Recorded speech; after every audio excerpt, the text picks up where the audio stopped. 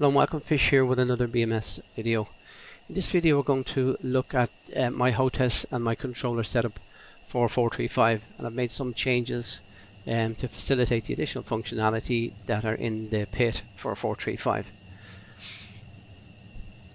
And the first thing we'll do is we'll just look at the individual devices, and then I'm going to do a RAM start and we'll talk about some of the functions, and then we'll do a quick flight and I'll talk about the rest of the functions in the flight. So first of all, you can see the layout here. I've got a small wireless keyboard here. I've got the button box on here, and there is a video on the button box. I'll put the link in the description. And there's an additional piece on the button box that wasn't there when I did the last video, and this is the gear lever, and the gear is a 3-position gear lever. On top of that, I have an extended number pad used as an ICP panel, and we can see its layout there. If you look at the overlay picture, you'll see the layout, and you'll see me using this when we go through the startup process. The rest of it is the Cougar handle, the Cougar TQS, and on the right hand side I've got the old Cougar handle and the Warthog base. And this works in DirectX mode, and a TUSB-A interface has been added to this output to make it a standalone device, and both of these can be mapped using DirectX keys. So there's no programming in any of the devices that you see there. It's all done through the BMS key file configurator, and there's nothing that I needed to do that I couldn't do using the key profile. On the left here I've got a tablet which is it's just got a little bit of software that I can use to write down pieces of information if I want temporarily, and I've got a notepad also if I need it there. Mouse is a wireless G903 mouse that I've had some issues on buttons. I've had to replace a couple of the buttons, and I like wireless where possible. My headset that I'm using at the moment is a Sennheiser gaming headset, and I use it with voice attack, and I've got a wireless Logitech keyboard also as my main keyboard. So with that in mind, let's start up the process. I'm going to talk about the shifted functions and the functions on the ICP and the functions on the button box. I'm not going to talk about the standard mapping, the standard HOTAS mapping, because they're mapped exactly as they would be on the Cougar HOTAS. So let's start now the aircraft, and I'm going to go through our normal procedure. Most of the functions are used. Most of the functions will be mouse functions here in the pit.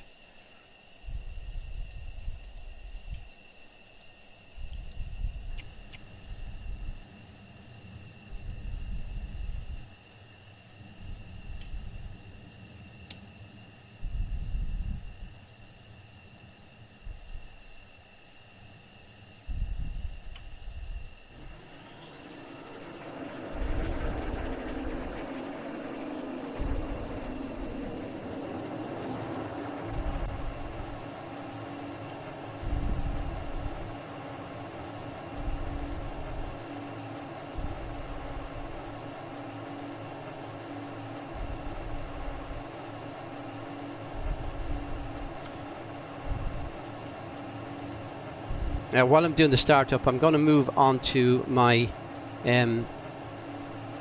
my startup page, because I've got some startup checklists now in my knee board.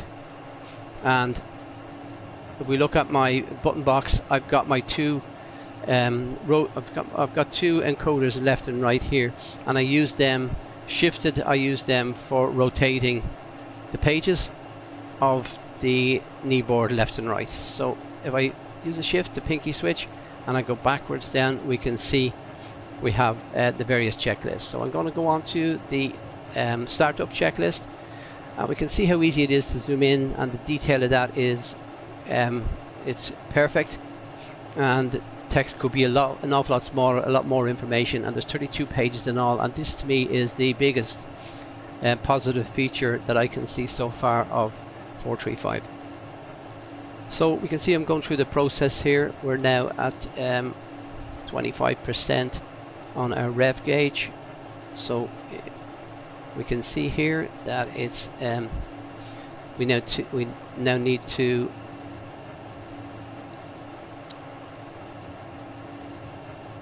need to disable our idle cutoff, and this is one of my shifted functions, and I have the on cage button on my Cougar here used to release the idle or the cutoff, and shifted I press it and it allows it to go forward, and I normally just cycle the throttle a little bit, make sure it's connected and engaged. So now if we look, we've got to wait for our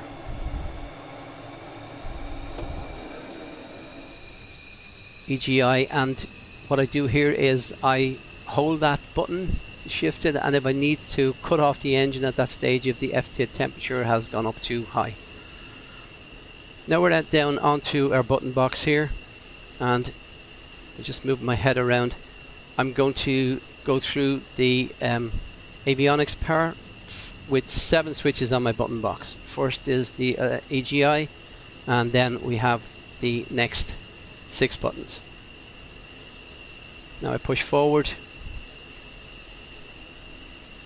to my MFCD and load the data cartridge, and come back down to the sensors power panel, switch on hard points, fire control radar and altimeter to standby.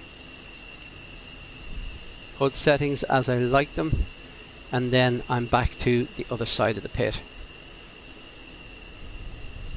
So down here, just a new check that I've included is reset the FLCS. Sometimes it seems to stick in that upper position and you have to reset it. IFF into standby, CNI to the UFC for radios, and now moving forward ECM on and our comms one at a time. And the nice thing now is both these two and these two knobs are animated, and that suits me fine because I've got 3 of those mapped. So if we look at, I'll rotate my comms button left here, because that's an analog mapping on my button box, and the right one, and the intercom, which is the master switch, and I can control them very easily from that. As we push on, going to close our canopy.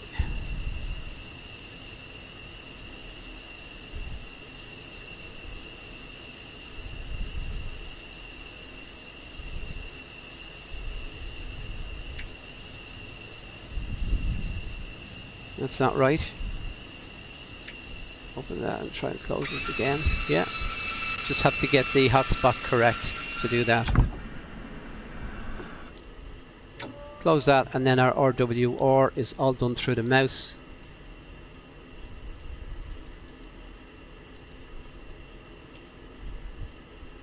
Selective jettison, and test clear.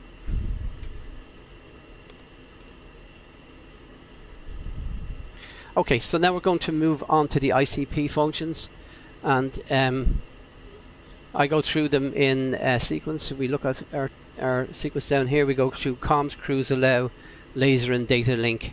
So let's go through comms first. Com 1, and I change that to 2, com 2, 1.5. So it's comms, cruise, allow and laser. So the cruise page is, just switch it on my caret. The allow page, I'm going to set my allow page to 16,000, which is my transition level. recall that. So I need to move it down one slot, 16 and 3 zeros, and the next page is the laser page. 511 is the default. Set it to combat mode, 16 seconds, and the TGP code 1688 just to affirm that. Data link page is list enter, and sequence takes us back to the previous page, and I thumb in the package elements.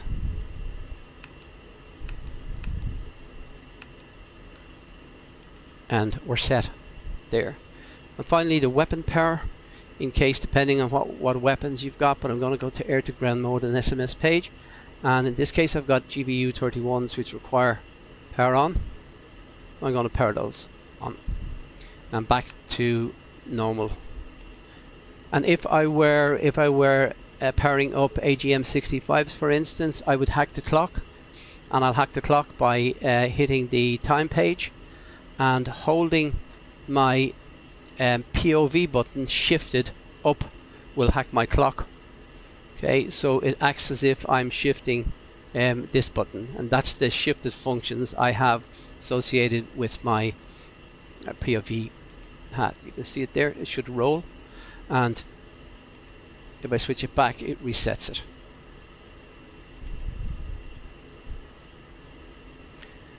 So pretty much everything should be good. Just a final check on my page, and I'm going to start talking to the tower now. Common QNH 2985. So Q2985, and I can thumb this in here for reference.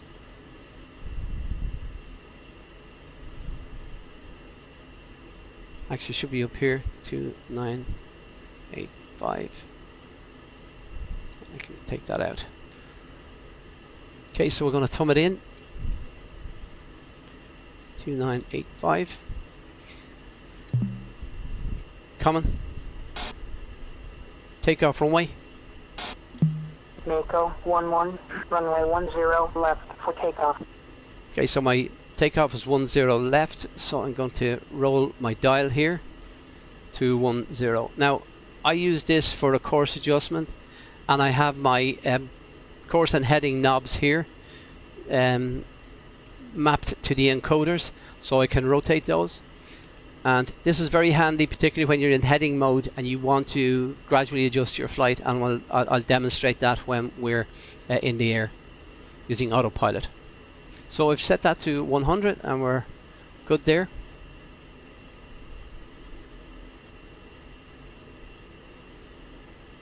And we looks like we're aligned. And my alignment button is a single button on the HOTAS here, and it's not shifted. So this one is shifted, so I can't make a mistake and move the EGI to the wrong setting. So once I've pressed that one, we're done, and if you see, that won't bring it back. So it's a kind of a safety feature by having that activity shifted. So we're almost ready to take off now, and I'm going to go through some of the shifted HOTAS functions that I can demonstrate while we're on the ground. And on my throttle here, I've got two switches here, the dogfight switch and the speed brake switch, and they work as normal unshifted. So I'm going to show what they do now when they're shifted.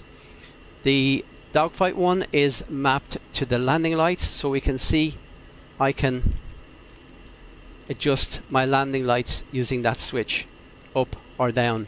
Basically it's a landing lights are a 3-position switch, but I can't use this as a 3-position switch because I need it as a 3-position switch unshifted.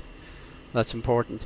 But by clicking it twice, I can take it from the lower setting to the upper setting and vice versa.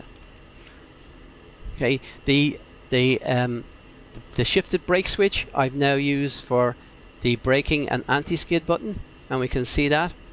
I can cycle through the 3 modes using that button, shifted as well.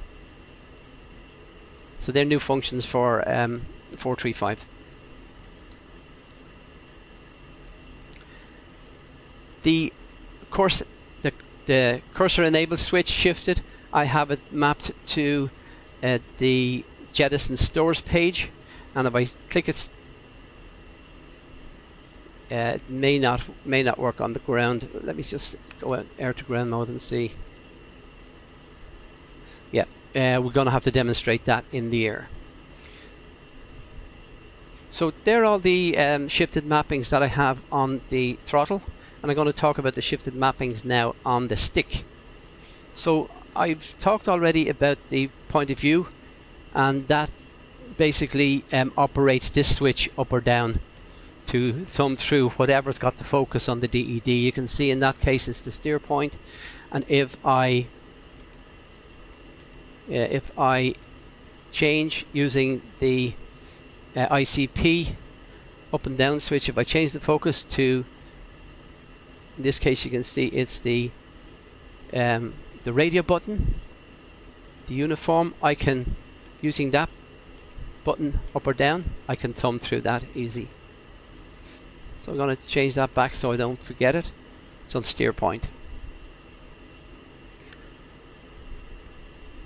So the next button is the DMS button, and the DMS shifted is mapped. The left and right shifted mappings cycle the HSI mode. You can see it's actually the EHSI now. So it cycles the mode through navigation, TACAN, ILS, and so on, and it goes back or forward using left or right. The up and down of this cycles OSB 19 and 20, and this is convenient because mostly in radar mode those 2 buttons increase or decrease the range, so you can see we can go up and down with the range using that button. That's the TMS switch. I think I misrepresented that. That's the TMS switch. The DMS switch is the next one, and the DMS switch, if I move over to the HSD first of all, shifted. The DMS switch up and down cycles the right MFCD OSB 19 and 20, so we can quite easily go up and down our range without taking our hands off the stick. Left and right are used. Right is used to pause track IR, just like that. You can see it's now I'm now using the mouse to cycle it, or toggle it again to switch it back on. Left is a very quick access to my night vision, on and off. That's shifted. So my CMS switch, left and right, I use now for changing the brightness of my HMCS. So we see I can switch it up or down to switch those brightnesses.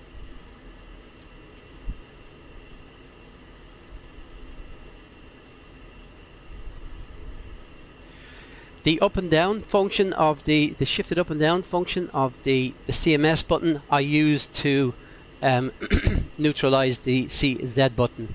You can see because they've got different positions on the left and right, it's 2 different OSBs. So combination of those, we should be able to see that maybe in the air better.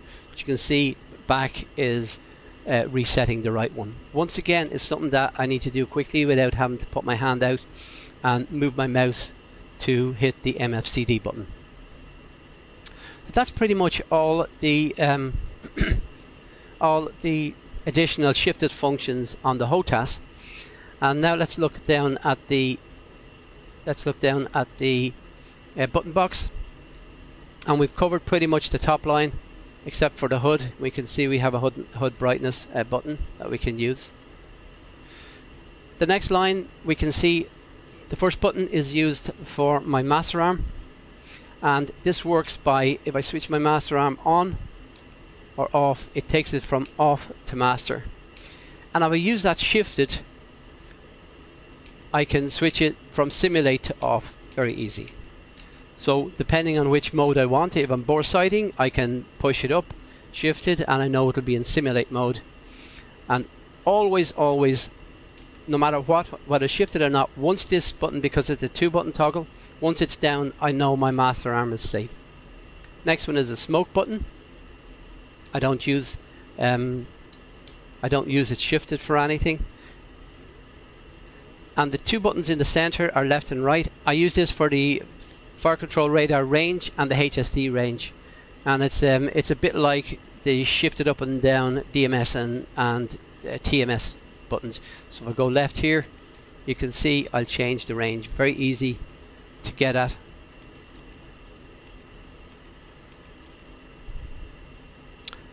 On the next switches, I'm going to wait till we're in the air to show, because these are the autopilot switches and the 3 position, they don't work on the ground.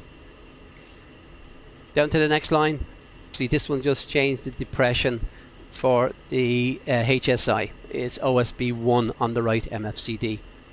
And the next one switches on and off our fuel our air-to-air refuel valve, opens and closes it. The rest of them are not shift mapped. Bottom line here, you can see we have a pilot on and off, pause, on and off, joystick center, HUD, and the pause on and off shifted, I use that to switch on and off the visor. Pilot button, if I shift and hold, and if I hold and press and hold the pilot button while shifted, it will eject me from the pit. So it's an emergency ejection. So that's pretty much everything in terms of how the mapping is done. So just look at a couple of buttons that we couldn't look at on the ground. We look at those in the air. So I'm going to now get ourselves ready for takeoff. A little bit behind the clock, I'd say now.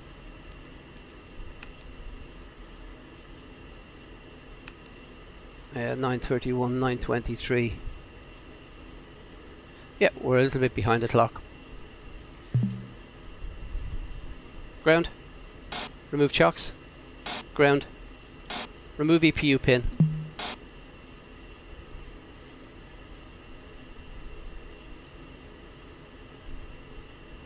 So we're Mako flight. Mako 1 flight. Ready for taxi. Mako 1 flight, request taxi.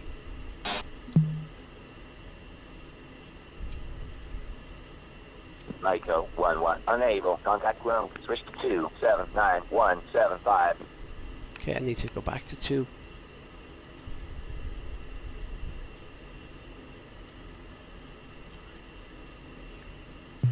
Mako 1 flight, request taxi. Good morning, Mako 1. You are number 1 for departure. Taxi, Juliet, and then hold short. Runway 10 left. So I'm ready for taxi now, and I can use my HOTAS to switch my taxi lights on, and I can take my park and brake off.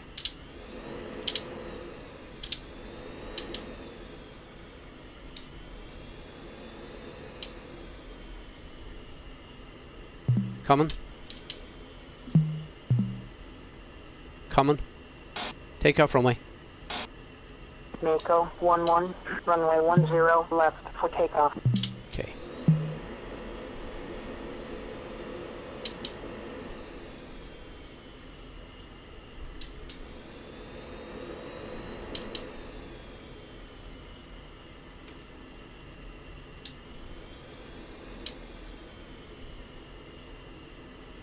So we've only got a 2-ship here.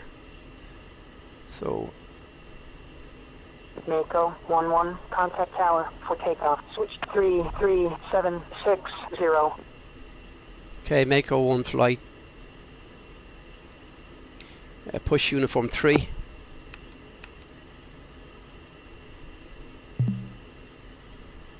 Mako 1 flight ready for takeoff.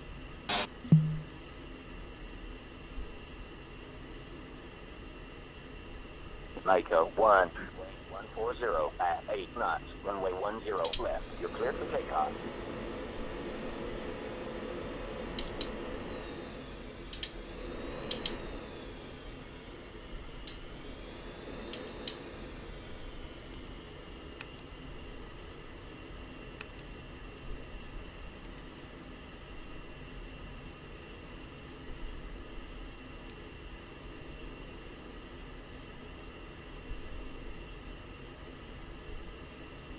Okay, final pre-takeoff checks, and I can just roll my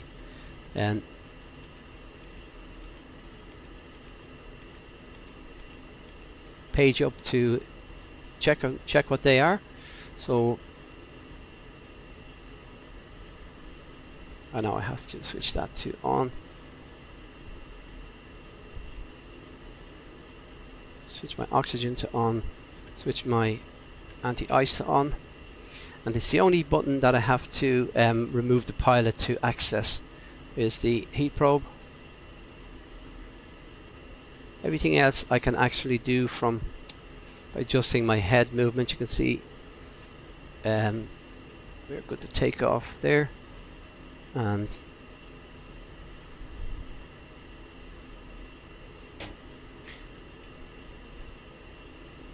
check our warning panel. Everything is clear.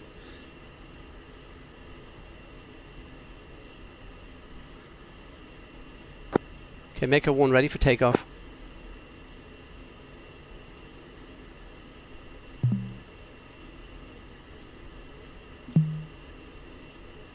Okay, running up. 1, it's rolling. 3, 2, 1, rolling.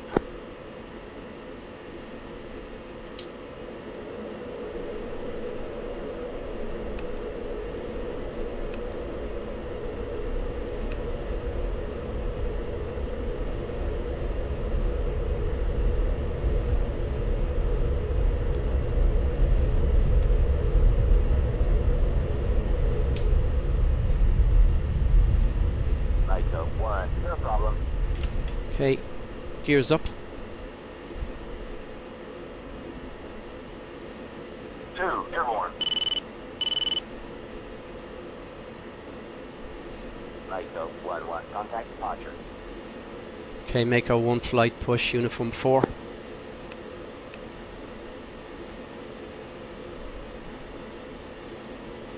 Departure. 1 is airborne. Mako 1, departure. Fly heading 210. Resume on navigation. Okay, Mako 1 flight check right for 210. 2, in position. Reference to 2.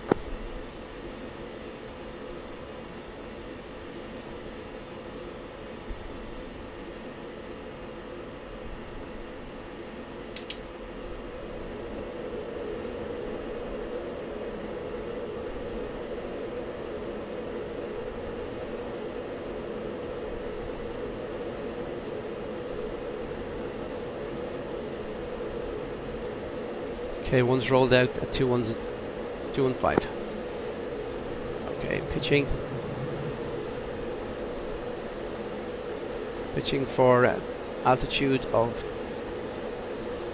flight level 200.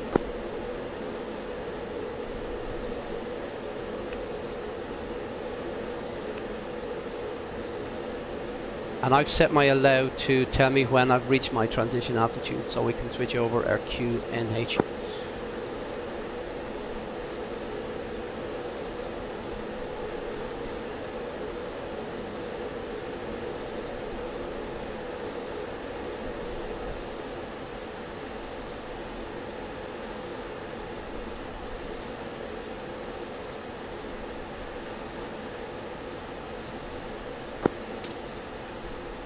Yeah, it didn't sound, I'm not sure why. Okay, gotta start leveling up now. Changing to standard QNH.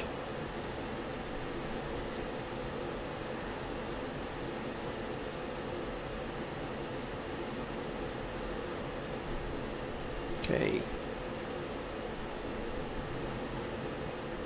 leveling up.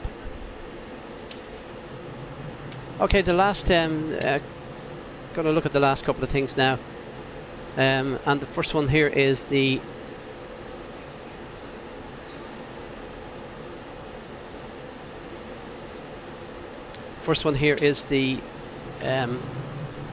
autopilot, and those two autopilot switches are toggle switches. They've got three positions. Well, two positions. But there's actually two switches involved, and then there's a position where neither are activated. So there's a little bit of configurating in the key file in order to get these to work as a 3-position switch. And if we see here, I can toggle up, middle, down, up, middle, down, and it works perfectly. So I'm going to go to steer point, and I'm going to go to altitude hold.